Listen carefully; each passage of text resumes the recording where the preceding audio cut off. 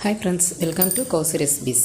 இன்றைக்கி நம்ம திருச்செந்தூர் தேரை பற்றி தான் நம்ம இன்றைக்கி பார்க்க போகிறோம். அது என்னென்னா, அதாவது தமிழகத்தில் பிரசித்தி பெற்ற திருச்செந்தூர் முருகன் அறுபடை வீடுகளில் ஒன்றாகும்.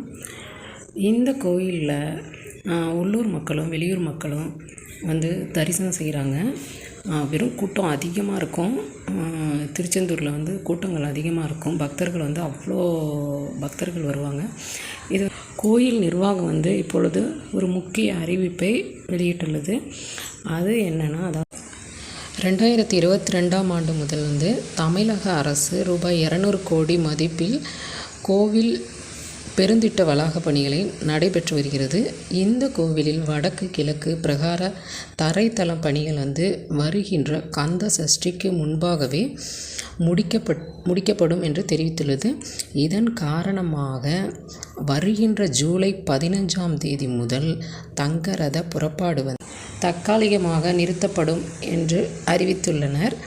இந்த கோவிலில் தினம் 6 மணிக்கே தங்கத்தேர் புறப்பாடு நடைபெற்று வரும். மேலும் பணிகள் முடிவடைந்த பிறகு தங்கரத புறப்பாடும் நடைபெறும் எனவும் தெரிவிக்கப்பட்டுள்ளது. இந்த வீடியோ உங்களுக்கு பிடிச்சிருந்தால் லைக் பண்ணுங்கள், ஷேர் பண்ணுங்கள், சப்ஸ்கிரைப் பண்ணுங்கள், கமெண்ட் பண்ணுங்கள், பெல் ஐக்கானை கிளிக் பண்ணுங்கள்.